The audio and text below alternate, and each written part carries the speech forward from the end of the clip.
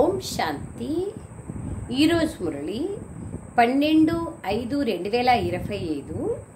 మధురమైన పిల్లలారా, వ్యాపారాలు మొదలైనవి చేస్తూ సదా మీ ఈశ్వరీయ విద్యార్థి జీవితమును మరియు చదువును గుర్తుంచుకోండి. వ్యవహారాలు వదిలేయమన్నారు బాబా. వ్యాపారాలు చేయాల్సిందే, జీవితం నిర్వహణ చేసుకోవాలి కాబట్టి చేయాల్సిందే. కానీ ఈశ్వరీయ విద్యార్థి జీవితాన్ని, చదువుని గుర్తుంచుకోవాలి. స్వయంగా భగవంతుడే మమ్మల్ని చదివిస్తున్నారన్న నశాలో ఉండండి. ఒకరోజు ఖుషీలో ఉండండి అంటారు, ఒకరోజు సంతోషంలో ఉండండి. భగవంతుడే స్వయం సముఖంగా ఉన్నారనే సంతోషంలో ఉండండి అంటారు. సో బాబా అంటున్నారు ఈరోజు నశాలో ఉండండి. ప్రశ్న: ఏ పిల్లలైతే జ్ఞానామృతాన్ని జీర్ణించుకోవడం వస్తుందో, ఏ పిల్లలకైతే జ్ఞానామృతాన్ని జీర్ణించుకోవడం వస్తుందో వారి గుర్తులేవి. వారికి సదా ఆత్మిక నశ ఎక్కి ఉంటుంది మరియు ఆ నశ ఆధారం పైన అందరి కళ్యాణం చేస్తూ ఉంటారు. కళ్యాణం చేయడం తప్ప ఇంకే విషయం మాట్లాడడం కూడా వారికి నచ్చదు. వారు ముళ్ళను పుష్పాలుగా చేసే సేవలోనే సదా నిమగ్నమై ఉంటారు. అదే ఇష్టం అనిపిస్తుంది. అనేక ఆత్మలకు బాబా సందేశం ఇచ్చి బాబాకు సమీపంగా తీసుకురావాలి. సారాంశం: ఒక్క తండ్రి విషయాలను తప్ప ఇంకే విషయాలను ఎవ్వరికీ వినిపించకూడదు. ఒకరి విషయాల్ని మరొకరితో వినిపించడంని పరచింతన చేయడం అంటారు. దాన్ని వదిలేయాలి. బాబాతో ప్రేమను ఉంచాలి. పాత దేహం యొక్క అభిమానాన్ని వదిలి ఒక్క తండ్రి స్మృతిలో స్వయాన్ని పావనంగా తయారు చేసుకోవాలి. వరదానం: ఇముడ్చుకునే శక్తి ద్వారా తప్పును ఒప్పుగా తయారు చేయటంలో సహయోగాన్నిచ్చే విశ్వ పరివర్తకులుగా కండి.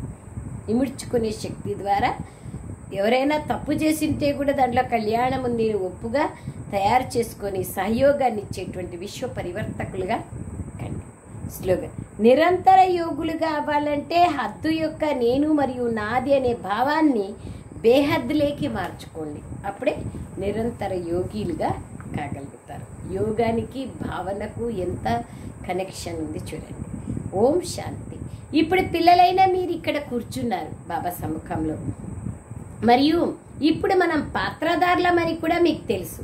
84 జన్మల చక్రాన్ని పూర్తి చేశారు. ఇది పిల్లలైన మీ స్మృతిలో రావాలి.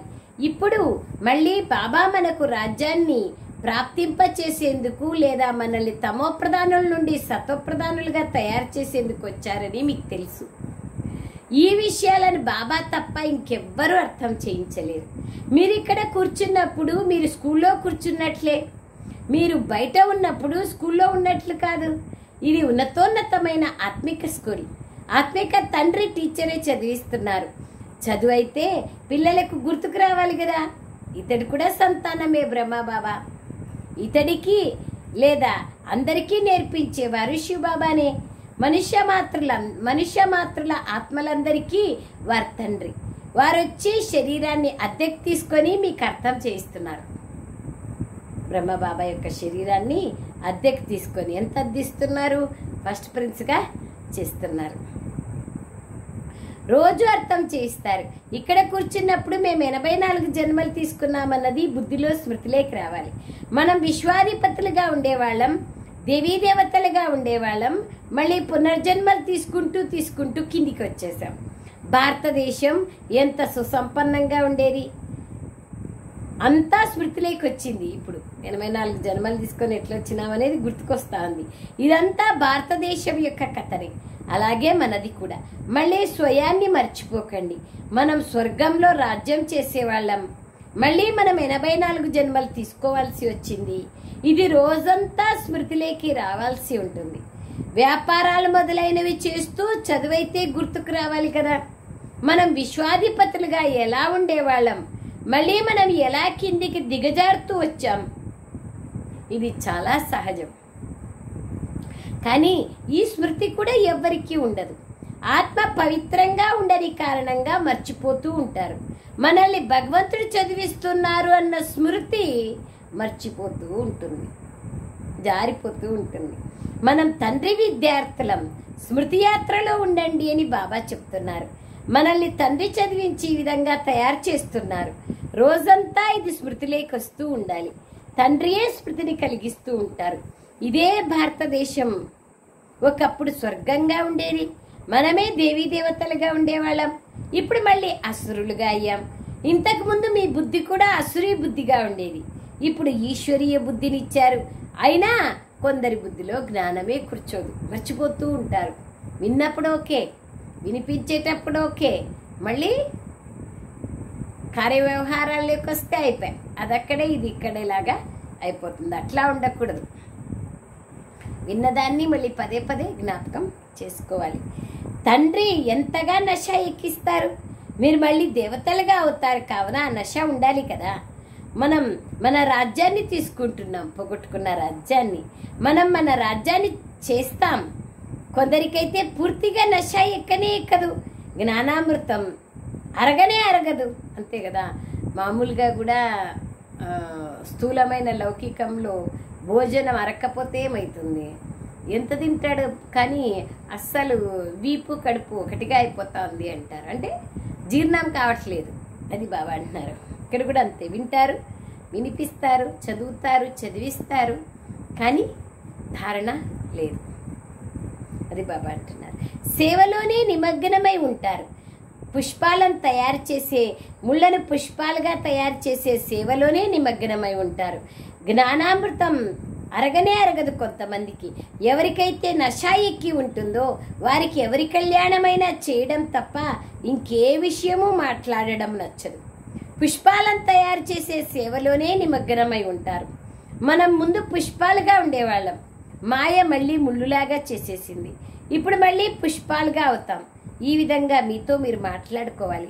ఈ నశాలో ఉంటూ మీరు ఎవరికైనా అర్థం చేస్తే వెంటనే ఎవరికైనా బాణం తగులుతుంది. భారతదేశం అల్లా యొక్క పులతోటగా ఉండేది. ఇప్పుడు పతితంగా అయిపోయింది. మనమే మొత్తం విశ్వానికి అధిపతులుగా ఉండేవాళ్ళం. అది ఎంత గొప్ప విషయం. ఇప్పుడు మళ్ళీ అలా అయిపోతాం. ఇది మన దిగే కళ యొక్క అనుభవం. పైకెక్కే కళ నాటకం. దిగేది, పైకెక్కేది, ఇది రెండు నాటకం. ఈ కథను బాబానే వచ్చి వినిపిస్తున్నారు. అవి అసత్యమైనవి, ఇది సత్యమైనది. వారు సత్యనారాయణ కథను వినిపిస్తారు. తాము ఎలా పైకెక్కారో మళ్ళీ ఎలా కిందికి దిగుతారో వారు అర్థం చేసుకోరు. ఈ తండ్రి సత్యమైన సత్యనారాయణ కథను వినిపిస్తున్నారు. రాజ్యాన్ని ఎలా పోగొట్టుకున్నారు, ఇదంతా తమపైనే ఆధారపడి ఉంది. మనం ఎట్లా రాజ్యాన్ని పోగొట్టుకున్నాము, మనం ఎట్లా రాజ్యాన్ని పొందుతాము, ఇదంతా స్వయం పైనే ఆధారం. ఎంత బాగా చదువుకుంటామో అంత రాజ్యాన్ని పొందుతాం. ఇప్పుడు తండ్రి ద్వారా రాజ్యాన్ని ఎలా తీసుకుంటున్నారో ఆత్మకు తెలిసింది. ఇక్కడ తండ్రి అడిగినప్పుడు అవును బాబా అని నశ ఉంది అంటారు. మళ్ళీ బయటికి వెళ్ళడంతో నశ ఏమాత్రము ఉండదు. పిల్లలు స్వయం అర్థం చేసుకుంటారు, చేతులైతే ఎత్తుతారు, కానీ బయటికి వెళ్ళడంతో ఎటువంటి నశాను ఉండదు. ఫీలింగ్ అయితే వస్తుంది కదా, అవును బాబా ఈడున్నంతసేపు బాగుంటుంది, మళ్ళా కర్మలేకొస్తే అన్నీ మర్చిపోతాము. పిల్లలు నేను మీకు రాజ్యాన్ని ఇచ్చాను, మీరు మళ్ళీ పోగొట్టుకున్నారు అని బాబా పిల్లలకు స్మృతిని కలిగిస్తున్నారు. మీరు కిందికి దిగజారుతూ వచ్చారు, ఎందుకంటే ఇది పైకి ఎక్కే కళ మరియు కిందికి దిగే నాటకం. ఈరోజు రాజుగా ఉంటారు, మళ్ళీ రేపు వారిని దించేస్తారు. అంతే కదా, ప్రపంచంలో కూడా అంతే కదా. 8 రోజులు ప్రైమ్ మినిస్టర్ కూడా ఉన్నారు ఇండియాకి. బాబా అంటున్నారు ఈరోజు రాజుగా ఉంటారు, మళ్ళీ రేపు వారిని దించేస్తారు. వార్తాపత్రికల్లో ఇటువంటి విషయాలు ఎన్నో వస్తాయి. వాటికి జవాబు ఇచ్చినట్లయితే ఎంతో కొత్త అర్థం చేసుకుంటారు. ఇది నాటకం. ఇది గుర్తున్నా సదా సంతోషంగా ఉండగలుగుతారు. సదా సంతోషంగా ఎలా ఉంటాము గుర్తుపెట్టుకోండి. నేటికి 5000 సంవత్సరాల క్రితం బాబా అంటున్నారు శివబాబా వచ్చారు. వారు వచ్చి రాజయోగాన్ని నేర్పించారు. ఇది బుద్ధిలో ఉంది కదా. యుద్ధం అయితే జరిగింది. ఇప్పుడు పాకిస్తాన్ యుద్ధం కాదు, ప్రపంచం యొక్క 3వ ప్రపంచం యొక్క యుద్ధం. ఇప్పుడు ఈ రైట్ విషయాలన్నీ బాబా వినిపిస్తున్నారు. ఇది పురుషోత్తమ సంగమ యుగం. కలియుగం తర్వాత ఈ పురుషోత్తమ సంగమ యుగం వస్తుంది. కలియుగాన్ని పురుషోత్తమ సంగమ యుగం అన్నారు.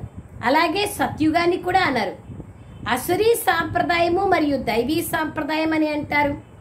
ఆ రెండింటికి మధ్య ఇది సంగమ యుగం. ఇప్పుడు పాత ప్రపంచం నుండి కొత్త ప్రపంచంగా అవుతోంది ఈ ప్రపంచం. కొత్తది నుండి పాతదిగా అవ్వడానికి మొత్తం చక్రమంతా పడుతుంది 5000 సంవత్సరాలు. ఇప్పుడు ఇది సంగమ యుగం. సత్యుగంలో దేవీ దేవతల రాజ్యం ఉండేది, ఇప్పుడు అది లేదు. మిగిలిన అనేక ధర్మాలు ఉన్నాయి. ఇది మీ బుద్ధిలో ఉంటుంది. 6-8 నెలలు చదువుకొని మళ్ళీ కింద పడిపోతారు. ఎందరో ఉన్నారు 12 నెలలు చదువుకొని కూడా వికారాల్లోకి వెళ్తారు, కింద పడిపోతారు, ఫెయిల్ అయిపోతారు. పవిత్రంగా అవుతారు కానీ చదువుకోకపోతే చిక్కుకపోతారు. కేవలం పవిత్రత కూడా ఉపయోగపడదు. తమ సన్యాస ధర్మాన్ని వదిలి గృహస్థీలుగా అయిపోయే సన్యాసులు కూడా ఎందరో ఉన్నారు. వివాహం చేసుకుంటారు. ఇప్పుడు మీరు స్కూల్లో కూర్చున్నారు, బాబా అర్థం చేస్తున్నారు. మేము రాజ్యాన్ని ఎలా పోగొట్టుకున్నాము, ఎన్ని జన్మలు తీసుకున్నాము స్మృతిలోకి వచ్చింది. ఇప్పుడు మళ్ళీ విశ్వాధిపతులుగా అవ్వండి అని బాబా చెప్తున్నారు. కల్పం వెనకల అయ్యింట్రీ ఇప్పుడు కూడా అవ్వండి అని. పావనులుగా తప్పకుండా కావాలి. ఎంత ఎక్కువగా స్మృతి చేస్తారో అంతగా పవిత్రంగా అవుతూ ఉంటారు. బంగారంలో మలినాలు కలిసి ఉంటాయి, ఎలా ఎలా బయటికి తీయగలరు? ఆత్మలైన మనం సత్వప్రధానంగా ఉండేవాళ్ళం, 21 క్యారెట్ బంగారుగా ఉండేవాళ్ళం. మళ్ళీ కింది దిగుతూ దిగుతూ ఇటువంటి పరిస్థితి ఏర్పడింది. మనం ఎలా అయిపోయాం? ఎన్ని రకాలుగా చెప్తారు చూడండి. ఎంత మురళి మొత్తం ఎట్లా కింది దిగినాము, ఎట్లా పైకి ఎక్కుతున్నాము, బాబా వచ్చి ఏం చేస్తా ఉన్నారు, మనం ఎట్లా రాజ్యాన్ని పొందినాము, ఎట్లా పోగొట్టుకున్నాము, ఎట్లా పతితులైనాము, ఎట్లా తిరిగి పావళ్ళుగా చేస్తున్నారు, ఎట్లా సత్వప్రధానంగా ఉంటిమి, ఏమేం చేస్తూ ఉంటిమి, తర్వాత ఎట్లా మనం కింది దిగుతా దిగుతా దేహభ్రాంతిలోకి వచ్చినాము. బాబా దగ్గర మురళి వింటాము, మళ్ళీ బయటికి పోతే నష ఉండదు. ఎంత బ్యూటిఫుల్గా బాబా అదే విషయాన్ని ఎన్ని రకాలుగా చెప్తున్నారు చూడండి. అంత వండర్ఫుల్ బాబా. తాము రాజ్యాన్ని ఎలా పోగొట్టుకున్నారు, ఎన్ని జన్మలు తీసుకున్నారు, ఇప్పుడు స్మృతిలోకి వచ్చింది. ఇప్పుడు మళ్ళీ విశ్వాధిపతులుగా అవ్వండి అని బాబా చెప్తున్నారు. పావనులుగా తప్పకుండా కావాలి. ఎంత ఎక్కువగా స్మృతి చేస్తారో అంతగా పవిత్రమవుతారు. ఇంపార్టెంట్. బంగారంలో కలిసిన మలినాలు ఎలా తీయగలరు? ఆత్మలైన మనం సత్వప్రధానంగా ఉంటిమి, 21 క్యారెట్ బంగారంగా ఉంటిమి. మళ్ళీ కింది దిగుతూ దిగుతూ ఇటువంటి పరిస్థితి ఏర్పడింది. మనం ఎలా అయిపోయినామో అని పిల్లల బుద్ధిలో ఉంది. మేము ఎలా ఉండేవాళ్ళము అని తండ్రి అయితే అన్నారు కదా, ఆయన ఏమిట్లోకి రారు, ఆయన సదా పూజ్యులు, పూజారి కారు, ఏమి కారు. బాబా భారతదేశంలోకి ఎవరు వస్తారు, ఏ జ్ఞానాన్ని ఇస్తారు అనేది కూడా ఎవరికీ తెలియదు. రచయిత ఎప్పుడు వస్తారో తెలియాలి కదా. భారతదేశం ఎంతో ప్రాచీనమైనదిగా మహిమ చేయబడుతుంది. మరి తప్పకుండా భారతదేశంలోనే పునరావృతి జరుగుతుంది, లేదా జయంతి కూడా భారతదేశంలోనే జరుపుకోబడుతుంది. కావున తప్పకుండా తండ్రి ఇక్కడికే వస్తారు. భగీరథుడని కూడా తండ్రిని బ్రహ్మ బాబాని అంటారు. మరి తప్పకుండా మనుష్య శరీరంలోకి వచ్చి ఉంటారు కదా. మరి గుర్రపు బండిని ఎందుకు చూపించినారు? ఎంత తేడా ఉంది. కృష్ణుణ్ణి మరియు రథాన్ని చూపించారు. నా గురించి ఎవ్వరికీ తెలీదు శివబాబా అంటున్నారు. బాబా ఈ రథంలోకి వస్తారని ఇప్పుడు మీరు తెలుసుకున్నారు. వారినే భాగ్యశాలి రథము అంటారు బ్రహ్మబాబాని. అందుకే నందీలు చెవులో చెప్తే శివుడు వింటారు, బ్రహ్మబాబా చెవులో చెప్తే శివబాబా వింటారు. బ్రహ్మ నుండి విష్ణు అనే చిత్రంలో ఎంత స్పష్టంగా ఉంది. త్రిమూర్తి పైన శివుడు ఉన్నాడు. బాబా అంటున్నారు, ఈ శివుని పరిచయాన్ని ఎవరిచ్చారు? బాబాయే తయారు చేయించారు కదా. బాబా ఈ బ్రహ్మరథంలోకి వచ్చారని ఇప్పుడు మీరు అర్థం చేసుకున్నారు. బ్రహ్మ నుండి విష్ణువు, విష్ణువు నుండి బ్రహ్మ. 84 జన్మల తర్వాత విష్ణువు నుండి బ్రహ్మగా అవుతారు. మళ్ళీ బ్రహ్మ నుండి విష్ణువుగా ఒక్క క్షణంలో అవుతారు. ఇది కూడా పిల్లలకు అర్థం చేయించారు. ఇది బుద్ధిలో ధారణ చేయించాల్సిన అద్భుతమైన విషయాలు కదా. మొట్టమొదట తండ్రి పరిచయాన్ని అర్థం చేయించాల్సి ఉంటుంది. భారతదేశం తప్పకుండా స్వర్గంగా ఉండేది. స్వర్గస్థాపకుడైన తండ్రి స్వర్గాన్ని తయారు చేసి ఉంటారు. ఈ చిత్రం చాలా ఫస్ట్ క్లాస్ అయింది. స్వర్గం యొక్క చిత్రం అర్థం చేయించే అభిరుచి ఉండాలి. తండ్రికి కూడా అభిరుచి ఉంది. మీరు సెంటర్లలో కూడా ఈ విధంగా అర్థం చేయిస్తూ ఉంటారు. ఇక్కడైతే నేరుగా డైరెక్ట్గా వింటారు. బాబా కూర్చొని ఆత్మలకు అర్థం చేయిస్తారు. ఆత్మలు అర్థం చేయించేందుకు మళ్ళీ తండ్రి ఆత్మలు అర్థం చేయించేందుకు మరియు తండ్రి అర్థం చేయించేందుకు చాలా తేడా ఉంది. తప్పకుండా బాబానే మనమే. సో బాబా అంటున్నారు, బాబా చెప్పేకి మనం చెప్పేకి చాలా తేడా ఉంది. కావున వినేందుకు ఇక్కడికి సముఖంలోకి వస్తారు. తండ్రియే గడియ పిల్లలు అని అంటారు. ఎంతగా తండ్రి ప్రభావం ఉంటుందో అంతగా సోదరీమణుల ప్రభావం ఉండదు. అంతే కదా. ఇక్కడ మీరు బాబా సముఖంలో కూర్చున్నారు.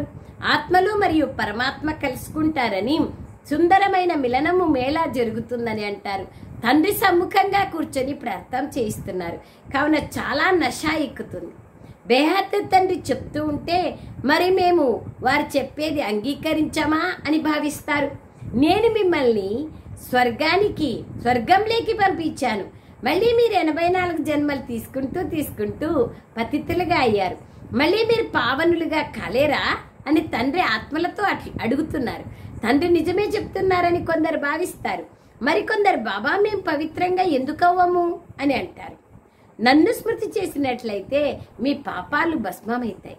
మీరు సత్యమైన బంగారుగా అయిపోతారు. నేను అందరికీ పతిత పావనుడైన తండ్రిని. కావున తండ్రి అర్థం చేయించేందుకు మరియు ఆత్మల అర్థం చేయించేందుకు చాలా తేడా ఉంటుంది. ఎవరైనా కొత్త వాళ్ళు వస్తే అందులోనూ ఎవరైతే ఇక్కడి పుష్పాలుగా ఉంటారో వారికి వెంటనే ఈ జ్ఞానం టచ్ అవుతుంది, ఇష్టమవుతుంది. వీరు చెప్పేది నిజమే అని భావిస్తారు. ఎవరైతే ఇక్కడి వాళ్ళు కాదో వారు అర్థం చేసుకోరు. మీరు పావనులుగా అవ్వండి అని ఆత్మలైన మన తండ్రి చెప్తున్నారు అని మీరు చెప్పండి. మనుష్యులు పావనంగా అయ్యేందుకు గంగా స్నానాలు చేస్తారు, గురువుల వద్దకు వెళ్తారు. కానీ పతిత పావనుడు తండ్రియే. మీరు ఎంతగా పతితులుగా అయిపోయారు అని బాబా ఆత్మలతో చెప్తున్నారు. కావుననే మీరొచ్చి పావనంగా తయారీ చేయండి అని ఆత్మ తండ్రిని స్మృతి చేస్తుంది. నేను కల్పకల్పము వస్తాను. ఈ అంతిమ జన్మలో పవిత్రంగా అవ్వండి అని పిల్లలైన మీకు చెప్తున్నాను. ఈ రావణ రాజ్యం అంతమవుతోంది. పవిత్రంగా అవ్వడమే ముఖ్యమైన విషయం. స్వర్గంలో విషయ వికారాలుండవు. స్వయాన్ని ఆత్మగా భావిస్తూ తండ్రినైన నన్ను స్మృతి చేస్తే పావనంగా అయిపోతారు. ఇంక వేరే ఉపాయమే లేదు. మన్మనాభవ ఈ శబ్దం అనేది కూడా ఉంది. తండ్రి నిరాకారుడు, ఆత్మలైన మనము కూడా నిరాకారులమే. ఏ విధంగా మనం శరీరం ద్వారా వింటామో అలాగే తండ్రి కూడా ఈ శరీరంలోకి వచ్చి అర్థం చేయిస్తారు. బ్రహ్మ శరీరంలోకి వచ్చి, లేకపోతే నన్నొక్కడే స్మృతి చెయ్యండి అని వారెలా అనగలరు? బ్రహ్మబాబా దేహం యొక్క సర్వ సంబంధాలను వదలండి అని వారు తప్పకుండా బాబా అంటున్నారు, వదలండి. వారు తప్పకుండా ఇక్కడికి వస్తారు, బ్రహ్మలోకి ప్రవేశిస్తారు. ప్రజాపిత ఇప్పుడు ప్రాక్టికల్గా ఇక్కడ ఉన్నారు. ఇతడి ద్వారా మనతో తండ్రి ఈ విధంగా చెప్తున్నారు. బ్రహ్మ ద్వారా మేము అనంతమైన తండ్రి చెప్పేదే అంగీకరిస్తాం. వారు పావనంగా అవ్వండి, పతితత్వాన్ని వదలండి, పాత దేహపు అభిమానాన్ని వదలండి అని చెప్తున్నారు. నన్ను స్మృతి చేసినట్లయితే మీరు అంతమతి సుగతి ఏర్పడుతుంది. మీరు లక్ష్మీనారాయణ లెవలే అయిపోతారు. చూడండి, ఎంత ప్రాప్తి ఉన్నా కూడా బాబాకి ఏం లాభం లేదు, మనకే లాభం. అయినా బాబా చెప్తూనే ఉన్నారు, పిల్లలారా నన్ను స్మృతి చేయండి, నన్ను స్మృతి చేయండి. లక్ష్మీనారాయణలుగా అయిపోతారు. తండ్రి నుండి విముఖులుగా చేసే ముఖ్యమైన అవగుణం పరస్పరం ఒకరి పరచింతనను మరొకరు చేయడం, అశుద్ధమైన విషయాలను వినడం మరియు వినిపించడం. మీరు చెడు విషయాలను వినకూడదు అని బాబా డైరెక్షన్ ఇస్తారు. వీరి విషయాలు వారికి, వారి విషయాలు వీరికి వినిపించే చాడీలు చెప్పే అలవాటు పిల్లలైన మీలో ఉండకూడదు. ఈ సమయంలో ప్రపంచంలో అందరూ విపరీత బుద్ధి కలవారే. రాముని విషయం తప్ప ఇతర విషయాలను వినిపించడం పరచింతన అని అంటారు. ఈ పరచింతనను వదిలేయండి అని బాబా చెప్తున్నారు. ఓ సీతల్లారా, మీరంతా ఒక్క రామునితో యోగాన్ని జోడించండి అని మీరు ఆత్మలందరికీ సందేశాన్ని ఇవ్వండి. మీరు సందేశకులు. తండ్రి నన్ను స్మృతి చేయండి అని చెప్తున్నారనే సందేశం ఇవ్వండి చాలు. ఈ విషయం తప్ప మిగిలిన విషయాలన్నీ పరచింతనని. ఏమంటున్నారు బాబా? ఈ విషయాలు తప్ప మిగిలిన విషయాలన్నీ బాబా స్మృతి చేయండి అని చెప్పే విషయాలు తప్ప మిగిలినవన్నీ పరచింతనని చెప్పేస్తున్నారు. ఈ పరచింతనను వదిలేండి బాబా అంటున్నారు.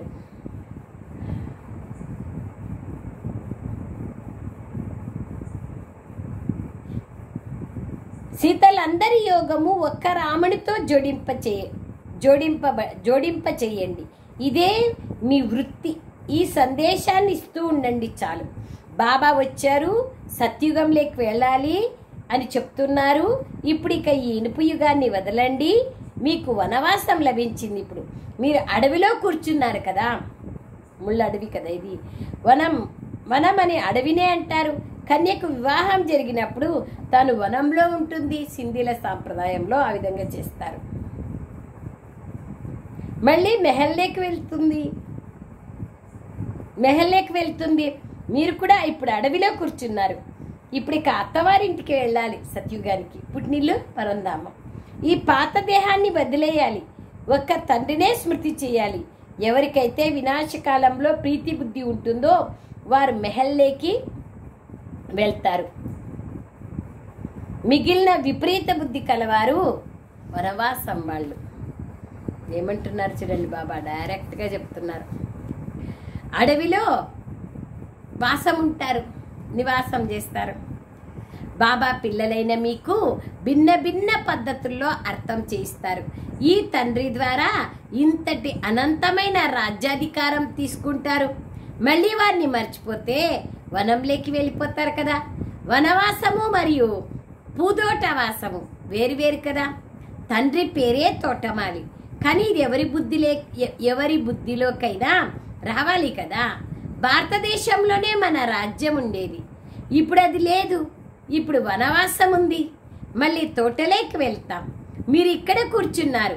ఇప్పుడు మీ బుద్ధిలో మేము అనంతమైన తండ్రి ద్వారా మా రాజ్యాన్ని తీసుకుంటున్నామని ఉంది. నాతో ప్రీతిని జోడించండి అని బాబా అంటున్నారు. అయినా మర్చిపోతారు. మీరు తండ్రినైనా నన్ను ఇలా ఎంతవరకు మర్చిపోతూ ఉంటారు అని బాబా ఫిర్యాదు చేస్తున్నారు. బాబా చూడండి, మరి అలాగైతే స్వర్ణిమ యుగంలోకి ఎలా వస్తారు? మేము ఎంత సమయం తండ్రిని స్మృతి చేస్తున్నాము అని మిమ్మల్ని మీరు ప్రశ్నించుకోండి. మనం స్మృతి అనే అగ్గిలో ఉన్నాం. దీని ద్వారా వికర్మలు వినాశం అవుతాయి. ఒక్క తండ్రిపైనే ప్రీతి బుద్ధిని కలిగి ఉండాలి. వారు అందరికన్నా ఫస్ట్ క్లాస్ అయిన ప్రియుడు. వారు మిమ్మల్ని కూడా ఫస్ట్ క్లాస్గా తయారు చేస్తారు. థర్డ్ క్లాస్లో మేకల్లాగా ప్రయాణం చేయడం ఎక్కడా, ఎయిర్ కండిషన్లో ప్రయాణం చేయడం ఎక్కడా? ఎంత తేడా ఉంటుంది. ఇదంతా విచారసాగర్ మంథనం చేయాలి. ఇక్కడ కాదు, ఎయిర్ కండిషన్లో, సత్యుగం అనే ఎయిర్ కండిషన్లో. అప్పుడు మీకు ఆనందం కలుగుతుంది. నేను కూడా బాబాని స్మృతి చేసేందుకు ఎంతగానో కష్టపడతాను. రోజంతా ఆలోచన నడుస్తూనే ఉంటుంది అని ఈ బాబా కూడా అంటారు. పిల్లలైన మీరు కూడా చాలా కష్టపడాలి. अच्छा मीठे मीठे सिखलदे बच्चों प्रति माता पिता बाप दादा का याद प्यार और गुड मॉर्निंग। रूहानी बाप की रूहानी बच्चों को नमस्ते। हम रूहानी बच्चों की रूहानी माता पिता बाप दादा को याद प्यार गुड मॉर्निंग और नमस्ते नमस्ते नमस्ते बाबा नमस्ते। थैंक यू बाबा। సారాంశం, ఒక్క రాముని విషయాలను తప్ప ఇంకే విషయాలను ఎవ్వరికీ వినిపించకూడదు. ఒకరి విషయాలను మరొకరితో వినిపించడం, పరచింతన చేయడం వదిలేయాలి. బాబాతో ప్రీతి బుద్ధిని కలిగి ఉండాలి. పాత దేహం యొక్క అభిమానాన్ని వదిలి ఒక్క తండ్రి స్మృతిలో పావనంగా తయారు కావాలి. వరదానం, ఇముడ్చుకునే శక్తి ద్వారా తప్పుని ఒప్పుగా తయారు చేసుకోవడంలో సహయోగాన్ని ఇచ్చే విశ్వ పరివర్తకులుగా కండి. ఇముడ్చుకునే శక్తి ఉంది అంటే తప్పు చేసిన వాళ్ళని కూడా సరేలే ఏదో పొరపాటుగా చేసినారు అని తెలుసుకుంటారు, ఒప్పుగా చేసుకుంటారు. తర్వాత తప్పుని కూడా ఒప్పులేకి మార్చుకుంటారు. విశ్వ పరివర్తకులుగా వాళ్ళే అవుతారు. ఇతరుల పొరపాటును చూసి స్వయం కూడా పొరపాటు చేయకండి. వాళ్ళు చేస్తా అన్నారు కదా, మనం చేస్తే ఏమవుతుందంటే అంతే. ఒకవేళ ఇతరులు తప్పు చేసినా మనం రైట్గా ఉండాలి. వారి సాంగత్యం ప్రభావంలోకి రాకూడదు. ఎవరైతే ప్రభావంలోకి వచ్చేస్తారో వారు నిర్లక్ష్యులైపోతారు. నేను సరైన మార్గంలోనే ఉంటాను అని ప్రతి ఒక్కరూ కేవలం ఈ బాధ్యతను స్వీకరించండి. ఒకవేళ ఎదుటివారు తప్పు చేసినట్లయితే ఆ సమయంలో ఇముడ్చుకునే శక్తిని ఉపయోగించండి. ఎవరి పొరపాటునైనా నోట్ చేసేందుకు బదులుగా వారికి సహయోగం ఇవ్వండి. అనగా సహయోగంతో నిండుగా చేసినట్లయితే విశ్వ పరివర్తన కార్యం సహజంగా జరుగుతుంది. స్లోగన్: నిరంతర యోగులుగా కావాలంటే హద్దు యొక్క నేను నాది అనే భావాన్ని బేహద్దులేకి మార్చుకోండి. చూడండి, ఎంత నిరంతర యోగిగా కావాలంటే నేను నాదిని సమాప్తం చేసుకోండి, బేహద్దులేకి మార్చుకోండి. అవ్యక్త సూచన: ఆత్మిక శ్రేష్టత్వము పవిత్రత యొక్క వ్యక్తిత్వాన్ని ధారణ చేయండి. వర్తమాన సమయ ప్రమాణంగా ఫరిస్తా స్థితి సంపన్న స్థితికి, బాబా సమానమైన స్థితికి గుర్తు.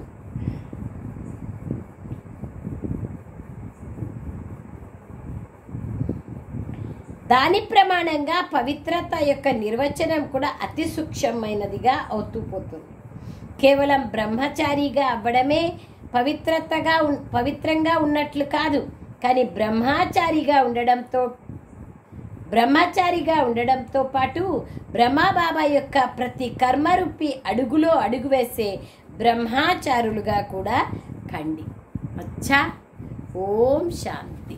Thank you Baba, thank you.